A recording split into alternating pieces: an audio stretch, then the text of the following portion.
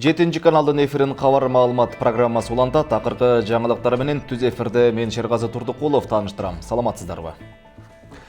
Кыргыз-тажик чегарасы боюнча кыргыз делегациясы маалыматын берди. Кытайда тараган вирустун алгачкы белгилери аныкталды. Ушул жана башка окуяларга алгач кыскача токтололу.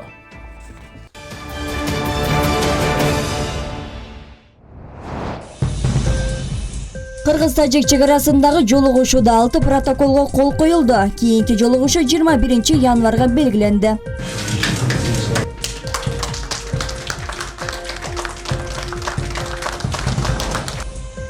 Чегара чырына байланыштуу камакка алынгандарды кайрадан бошотуу талабы коюлду. Жогорку кеңеш өз баласына зөөкүрлүк кылгандарга жана аялдарына зомбулук көрсөткөндөргө өлүм жазасын сунуштады.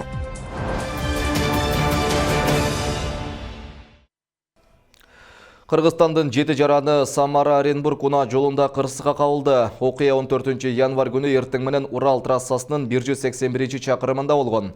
Анда 3 унаа 2 Mercedes-Benz Sprinter менен Honda Step кагышып кеткен. Маалыматка караганда Mercedes-Benz Sprinter үлгүсүндөгү жүк ташуучу унаа артына ошондой эле автоунаа чиркеп келе жаткан. Унааны башкарып бараткан айдоочу Өзбекстандын жараны болгон.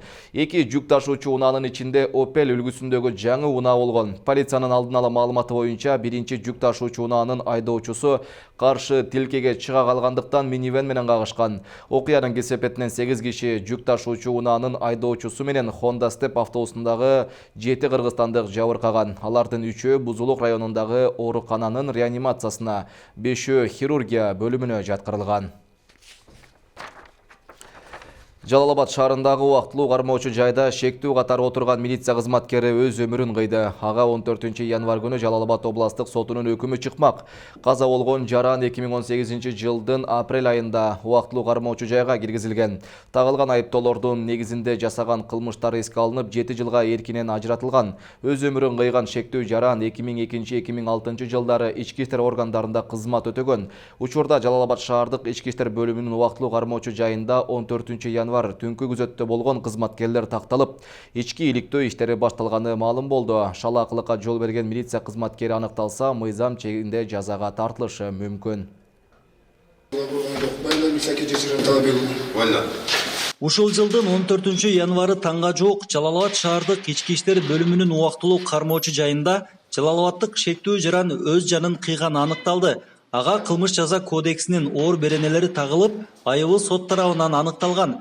Маркум 1977 жылы туулган. Ал мурунку милиция кызматкери болгону айтылууда. Жалал-Абад шаарынын тургуну КД аттуу жаран өзүн өзү асып алгандыгы боюнча маалымат келип түшүп, ал боюнча тергөө ыкчам барып, ошол жерде камерада бир мындай чоюлчак жипке окшогон нерсе менен азынып өлүп алган жансыз денеси табылган. Ал боюнча топтолгон материал кылмыштардын жана жоруктардын мүлктүү реестринин өзүн асып алуу болуп катталып, учурда текшерүү иштери жүргүзүлүп атат. Учурда убактылуу кармоочу жайдын кызматкерлерине, күзөттө турган нөөмөтчүлөргө кызматтык иликтөө башталды. Азырынча 14 январ түнкү күзөттө ким кайтарганы так айтыла элек. Бул боюнча кегеде ким кандайдыр бир ката кемчиликтер кетирилгендиги боюнча учурда Жалал-Абад облус иштер башкармалыгынын ички коопсуздук кызматы тарабынан кызматтык иликтөө да кошо жүргүзүлдү.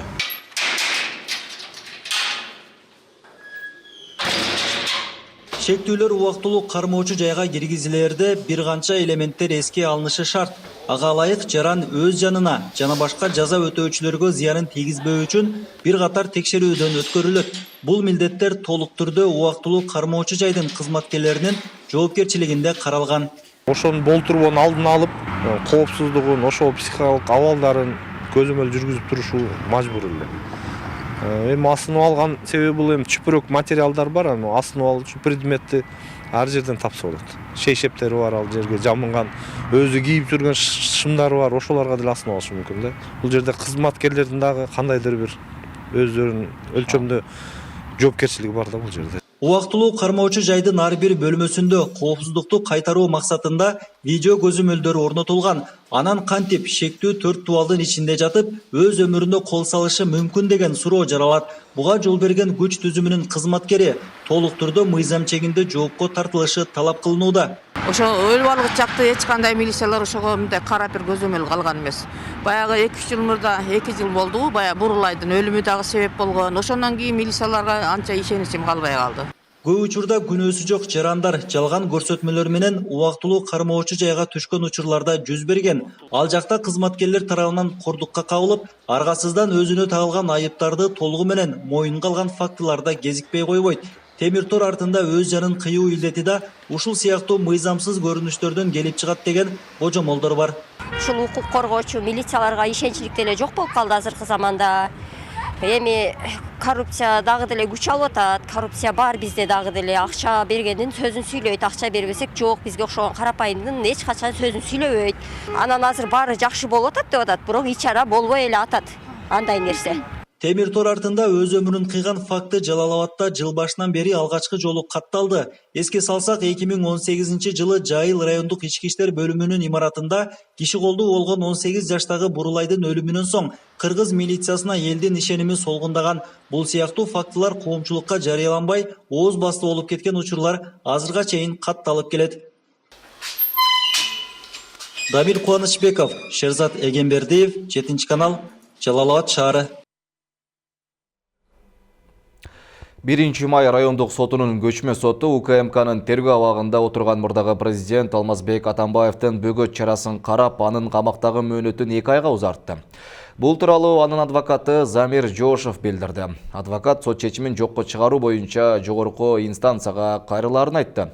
Атамбаевдин адвокаттары менен саламаттыгына байланыштуу тергөө абагына кармоого мүмкүн эмес экенин да айтып жатышат.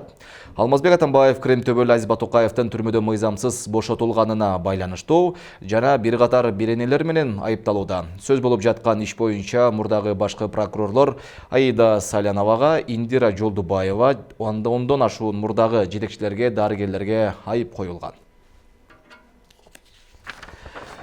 Жоругу жолда калсын. Жогорку кеңеште аялын сабап өлтүргөндөрдү, өз кызын зордуктаган өкүмзорлорду өлүм жазасына тартуу сунушталды. Ички иштер министринин орун басары Памир Асановдун 2018-жылы үй бүлөлүк зомбулуктун 2 аял көз жумган деген жообуна депутаттар нааразы болуп, ал цифра 68ге чыгарын ачыкка чыгарышты. Эл өкүлдөрү Памир Асановдун берилген суроолорго эжелеп, араң жооп бергенине алымсынбай, же орун басардын оюн түшүнбөй, акыры жемеге алып тынышты. Теманы кабарчыбыз Алтынбек Бектуров улантат. Атамекенчи Алмамбет Шыкмаматов Өмүрбек Текебаев менен келише албай, мандатын Масага деп тапшырып салгандан кийин анын орду Нурбек Сыдыгалиев аттуу адамга буйрган. Эл өкүлү болуп жүзүнө нур жааган Нурбек мырза бүгүн парламентте ант берди. Өз милдеттеримди бүткүл элдин кызыкчылыгында аткарууга, Кыргыз мамлекетинин эгемендигин, аймактын бүтүндүгүн жана көз карандысын коргоого ант беремин. Антко берилди. Бирок актуалдуу маселе депутат Айнура Алтыбаеваныкы болду. Ал аялын сабап өлтүргөн адамдарды, өз кызын зордуктаган өкүмзорлорду өлүм жазасына тартууну сунуштады. Мен ойлодум эле өкмөттөн бир жаңы алдын алуу бир бул зомбулуктун алдын алуу бир ченемдер алып келесиңерби, же бир жаңы сунуштарды ушул үй бүлөлүк зомбулук менен кандай дагы бир чараларды көрүш керек деген мен ушул мааниде деп күткөнмүн, бирок тилекке каршы эч жаңылык жок. Сиздер азыр жөн эле ошо техникалык редакционный поправки ушуну алып келдиңер.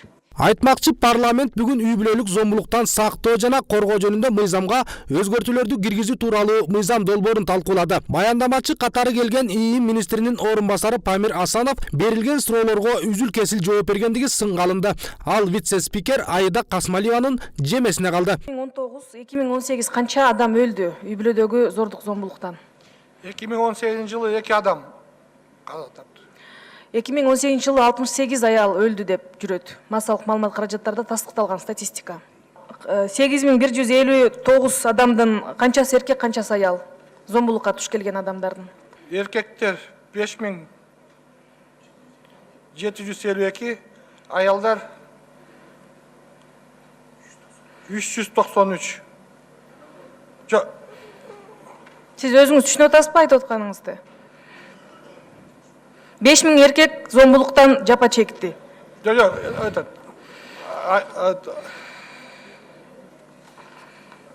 аялдар 6 жыл ичинде соттор тарабынан каралган жазык иштеринин саны өскөн. Баяндамачынын маалыматына таянсак, бул үй бүлөлүк зомбулук криминалдашып бараткандыгын билдирет. Зомбулук эмнеден башталат? Үй бүлөлүк зомбулук көбүнчө ушул үй бүлөнүн шарттарына карата ушундай зомбулуктар көбүнчө. Мас болгондо? Мас болгон убагында 4272 факт катталган. Практически 70% туурабы? 70%. Мына биз өзөгүнү карабай жатабыз да. Бизде мындай любой учурда барып аракты алсаң болот. Менимче ошол ордерде дагы жазылыш керек да, берилген кишиге ушундай ордер.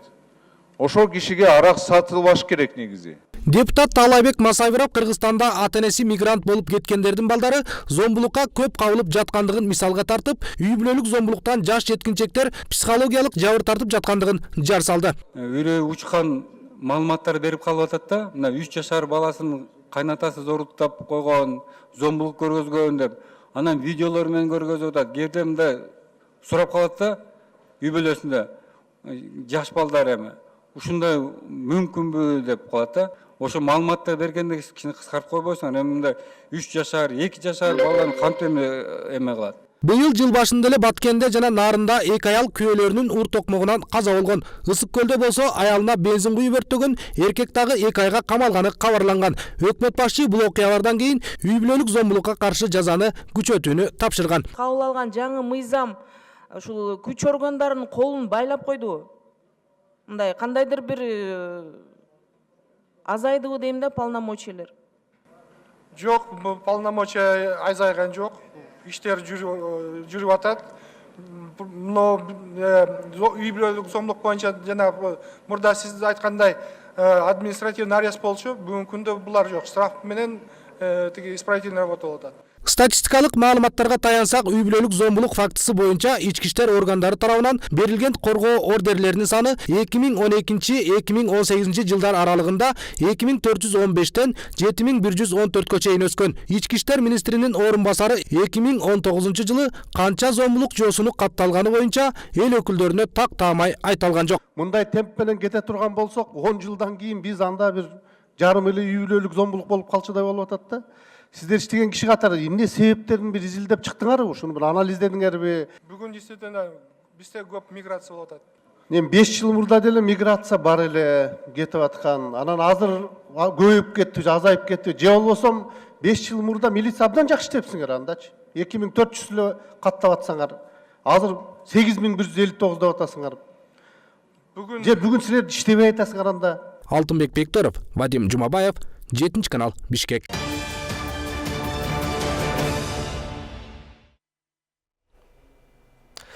Кыргыз-Тажик чегарасында Кызыл Бел жана Гулистан көзөмөл өткөрмө жайларынын аймагында эки өлкөнүн өкмөт мүчөлөрүнүн сүйлөшүүсүнүн жыйынтыгында кол коюлган протокол боюнча маалымат таратты. Анда биринчи укуктук жумушчу топторго 2020 жылдын 15 февралына чейин 114 чакырым аралыктагы чегара аймагын аныктоо боюнча макулдашылган позицияны берүү тапшырылды. Экинчи топографиялык жумушчу топторго Баткен районунун жана Исфара шаарынын ортосундагы Самаркандек жана Көкташ тилкелеринин ортосундагы жерлерди аныктап, жерлерди алмашуу боюнча макулдашылган сунуштарды 2020 жылдын 1 мартына чейин иштеп чыгуу тапшырылды. Үчүнчү тараптар Варух Аксай Варух Көкташ Ортобоз автоунаа жолдорунда биргелешкен күзөтүн улантууга, Исфара Варух жана Баткен Исфана автоунаа жолдорунун кесилишинде жол чырактарын байкоо камераларын орнотууну макулдашты. Төртүнчү чектеш облустардын жергиликтүү бийлик органдарына чыр-чатактарга жол бербөө, ошондой эле чектеш райондордун калкынын зарыл маселелерин чечүү үчүн түшүндүрүү, алдын алуу иштерин жүргүзүүнү күчөтүү тапшырылды.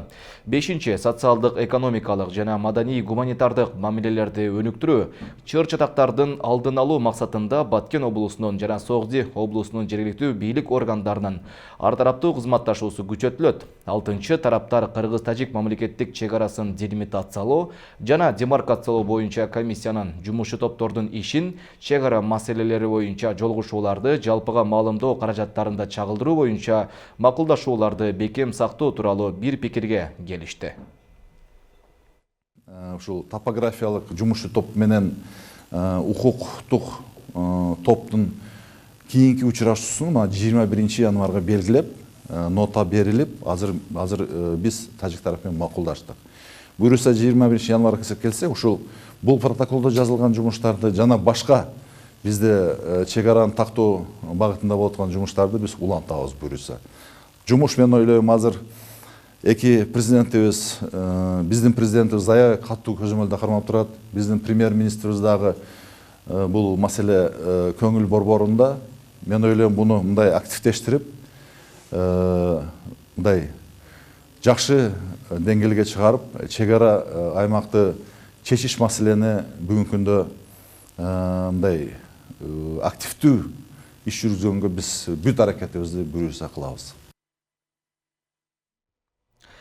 Бишкек шаарында чек ара боюнча митингге чыккандар 6 талап коюшту. Анын ичинде вице-премьер-министр Жеңиш Разаковдун кызматтан кетүү талабы жана жарандарды бошотуу. Ушундай эле талап менен чек арага чектеш жайгашкан жашоочулар да чыгышкан.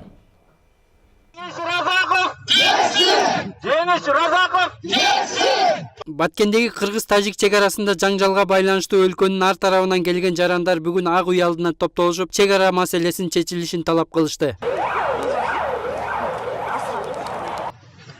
Биз Тажикстан менен чечкенге бизде Кыргызстанда ырычактар аябай көп. Ошо ырычактарды колдонуу негизинде 2 жылда чечип кое турган маселе бул. Шахмат болгондо алмашып кое турган маселе бул. Мен туугандарым, мен кечирип койгула. Бирок айтыш керек, кылыш керек. Кызматыңарды аткара албасаңар ордуңарды бошоткула. Лейлек районунун Катыраң айылдык кеңешинин депутаты Сапарали Орозбаев чек арадагы окуяларды жөнгө салуу үчүн күчтүү кадр келмейинче көйгөй чечилбейт деп эсептейт.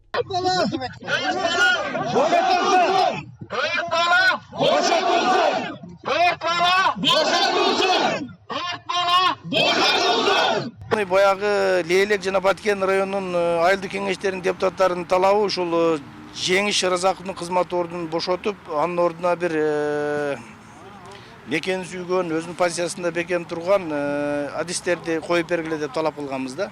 Жалпы жондан ушул комиссиянын булга чейинки жүргүзгөн иштерин дагы ушу ревизия кылып, эгерде ошол жерде Кыргызстан кызыкчылыгы корголбосо, бир адам жалпы жондан ушул Кыргызстан кызыкчылыгы тепселген болсо жооп берүүнү талап кылабыз да. Экс-депутат Камиля Талиева баткендиктер чек арада качан бизде жаңжал чыгат деп тынч уктай албай ар бир күнүн коркуу менен өткөрүп жаткандыгын айтып, чек ара боюнча пикирин билдирди. Баарыбыз бир үн менен кабыл ал. Сооронбай Сарыйбович! Сооронбай Сарыйбович! Баткенге барып бир күн жашаган киши, кыштын күнүндө бир күн жашаган киши билет. Ал жерде провокация кылам деген эч кимдин оюнда да жок.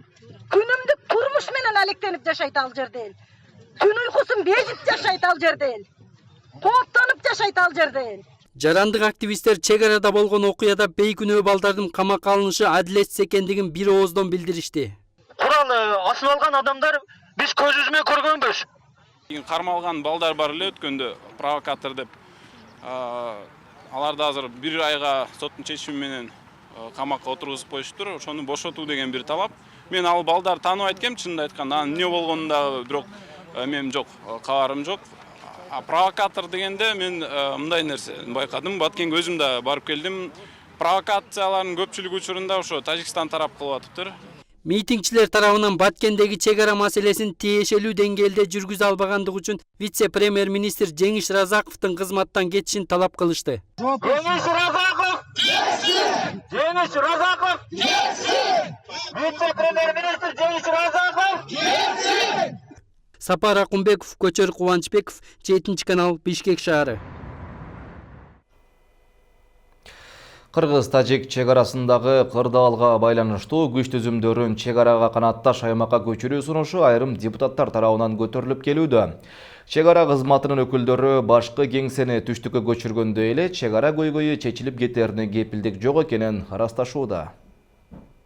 Чек ара маселесине байланыштуу Кыргыз өкмөтү Тажикстан тарап менен соңку убакта 20 жолу жолугушкан. Жумушчу топтун ишинин акыркы маалыматтары боюнча 134 ири масштабтагы топографиялык карта даярдалып, иш жүрүп жатат деген менен коомчулукта маселени чечүүнүн бирден бир жолу мамлекеттик чек ара кызматынын борбордук аппаратын жана күч түзүмдөрүн өлкөнүн түштүк аймагына көчүрүү керек деген пикирлер арбын. Биздин чек ара маселелери чечилип, ошол жердеги биздин багы бир да каршы жерибиз башка мамлекетке берилбей чечилип, андан кийин баарды турукташкандан чейин биздин чек ара өкүлдөрү ошондой эле күч органдары толугу менен чек арага көчүп барыш керек. Ал эми мамлекеттик чек ара кызматы болсо мындай кадамдар мурда болгонун жана жыйынтык бербесин жүйө келтирди. Борбордук аппаратты чек ара кызматынын же башка бир күч органдарынын борбордук аппараттын ошко же Баткенге которулуш менен чечилип кала турган көйгөй эмес. Бул эң негизгиси көйгөй чек араны такташ керек. Өкмөткө караштуу чек араны делимитациялоо, демаркациялоо деген тактай турган комиссия бар. Ошол комиссия иштеп атат азыркы убакта.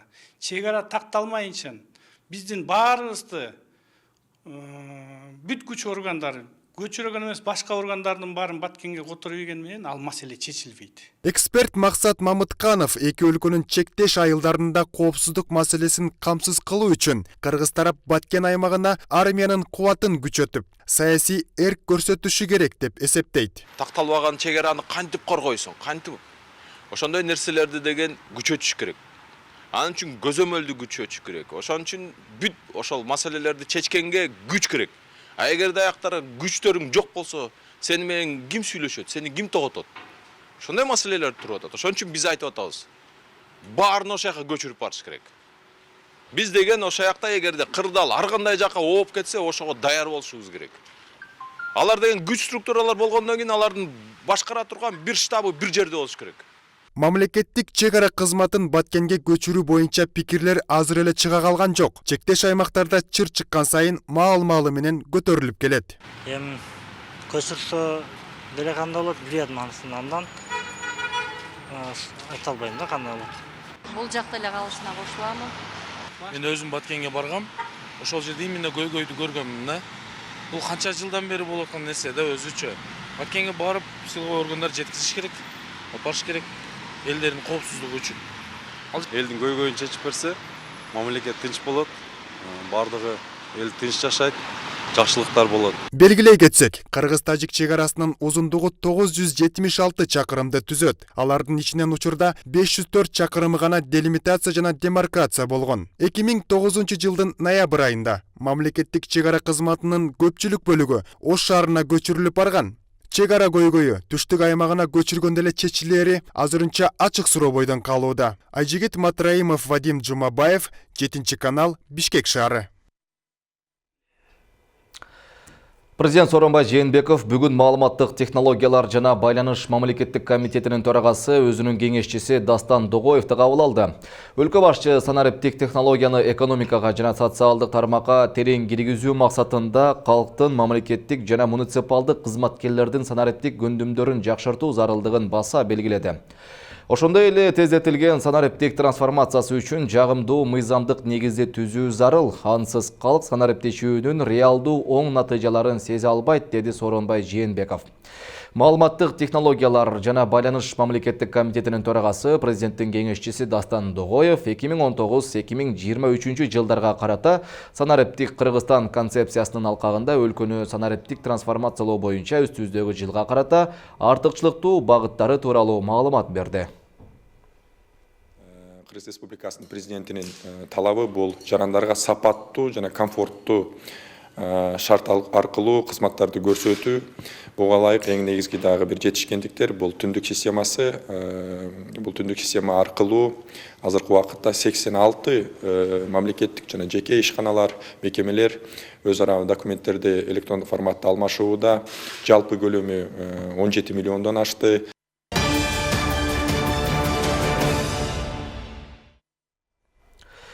Өлкө башчы Сооронбай Жээнбеков энеге берген убадасын аткарды. Нарын районунун Актала районундагы Баетов айылынын тургуну Сүйөркан Самсалиеванын балдары жана жолдошу каза болуп калган.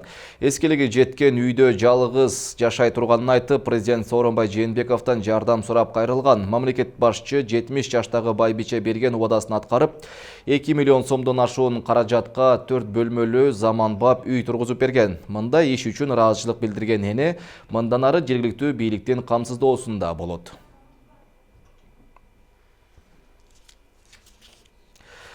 Өкмөт быйыл өлкө боюнча 17 балабакча курууга убада берди. Ал эми Ош шаарынын жергиликтүү бийлиги 5 балабакча куруу планы бар. Бул аракеттер деле балдарды толук балабакча менен камсыз кыла албайт. Анткени Ош шаарынын өзүндө эле мектеп жашына чейинки жаш балдардын 60% балабакчага барбайт.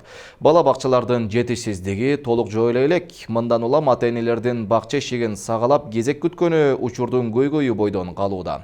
Шаардык билим берүү башкармалыгы бакчага деп электрондук кезекке тургандардын саны күн санап өсүп жаткандыгын билдирди.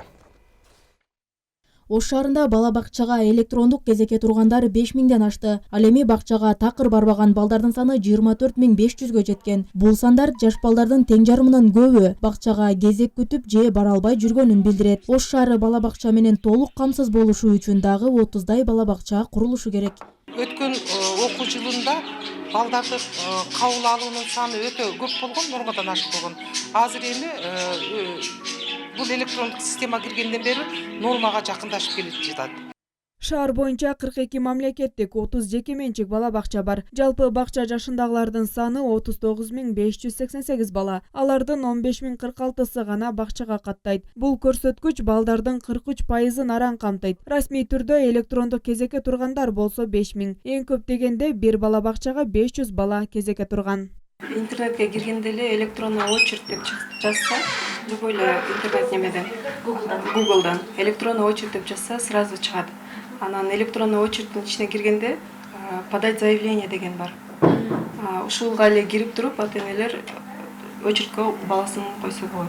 Бакчалардын көбү эгемендүүлүктөн кийин менчиктештирилип кеткен. Ага ылайык учурда жергиликтүү бийлик аларды кайтаруу аракетинде. Быйыл дагы бир 12 объект мурда балабакча болгондор бир частный жеке менчиктерге, анан бир башка тармактарга берилип кеткен экен. Ошонун биз 4-өн кайтардык. Министрлик бакчаларга электрондук кезек киргизилип, коррупцияга бөгөт коюлгандыгын айтып келет. Анткени менен карапайым тургундар бакчалардын жетишсиздиги, андагы кезектин көптүгү ата-энелерди кайра эле коррупцияга түртүп жатканын айтышат. Ошол эле учурда менчик балабакчалардагы акы төлөмүнүн кымбаттыгы, мамлекеттик бакчага кезектин көптүгүнөн бакчадан баш тарткан ата-энелер да жок эмес. Мурун союз убагында бергенде жөн эле очередке туруп берет элек, жетишет эле. Азыр берсең акча барып беришиң керек, 5000 спонсорство деп туруп чөнтөгүнө бересиң, анан кийин спонсор болдум деп, анан оны алып чөнтөгүнө берип кровать алабыз дейт, алып албайбы билбейбиз оны. Бирок ошондой жол менен берип жүрөбүз да. Азыр апарсаң эле шапкасын сурайт. Азыр шапкасыга беребизби, курсагын төгүзөбүзбү, өзүбүз курсагыбызды төгүзөбүзбү? Мен мисалы неберелеримди экөөнөн бере албай атам. Бир жагы акча сурайт экен, экинчи жагы үйдө мен өзүм бошмун, ошон үчүн карап отурам. Шаар ичинде эле эмес, Ош областы боюнча алганда балабакчалардын балдарды камтуу көрсөткүчү бир нече жылдардан бери 40%га да көтөрүлө албай келет. Бизде балабакчалар боюнча өтө мындай талап көп. Эмне үчүн дегенде балдарыбыздын жалпы бир 38%ды камсыз алганда 40%га да чыга албай атабыз азыркы күндө. Анткени балабакчалар убагында билесиздер жоюлуп кеткен, жаңы курулган эмес. Мына акыркы жылдары эле ошого көп көңүл буруп атабыз. Кыргызстанда балабакча курагында 800 000 бала бар. Бирок алардын 200 000 гана бакчага барат. 100 000дей бала мектепке чейинки даярдык курсуна каттайт. Ошондо өлкө боюнча 500 000дей бала үй шартында тарбияланууга мажбур. Роза Акматжан кызы, Зайырбек Абдукеримов, 7-канал, Ош шаары. Кытайдан тарап жаткан коронавирустун жаңы түрү алгачкы этабында дене табынын көтөрүлүшү жана жөтөл менен коштолот. Декабрдын аягында Ухань шаарынын Хубей провинциясында белгисиз пневмониянын учуру катталган. Эксперттер болжолдуу түрдө оорунун себептери коронавирустун жаңы түрү экендигин айтышууда. 11 январга карата медиктер коронавирустун жаңы түрү менен жабыркаган 41 адамды каттоого алган. Бир адам каза тапты. Аны менен бирге ооруга чалдыккандар менен тыгыз байланышта болгон медиктерди кошкондо бир нече адам көзөмөлгө алынган. Ошондой эле Таиландда аталган пневмония менен жабыркап алгачкы адам катталды. Аталган оору алгачкы этабында дене табынын жогорулашы жана жөтөл менен коштолуп, узак убакытка жеңил абалда болот. Оору улгайган адамдар арасында жана башка өнөкөт илдети бар адамдар арасында дароо оор формасына өтүп кетиши мүмкүн деп жазылат шаардык комитеттин билдирүүсүндө. Дүйнөлүк саламаттык сактоо уюму Кытайдагы тараган оорунун өнүгүшүнө байкоо салуу менен дарттын пайда болуу себептерин жана аны менен күрөшүү жолун табууга чакырык таштады. Урматтуу телекөрүүчүлөр, өлкөдө болгон мыйзамсыз көрүнүштөр, түрдүү окуяларга күбө болсоңуз, тасмага тартып биздин элдик репортер берүүбүзгө жөнөтсөңүздөр болот. Аны менен катар экрандагы телефондор менен да көйгөйлөрүңүздү айтууга мүмкүнчүлүк бар. Бизди социалдык тармактардан 7-каналда издеп катталып, акыркы жаңылыктардан кабардар болуп туруңуздар. Түз эфирде мен Шергазы Турдукулов болдум. Кечиңиздер көңүлдүү улансын, саламатта калыңыздар.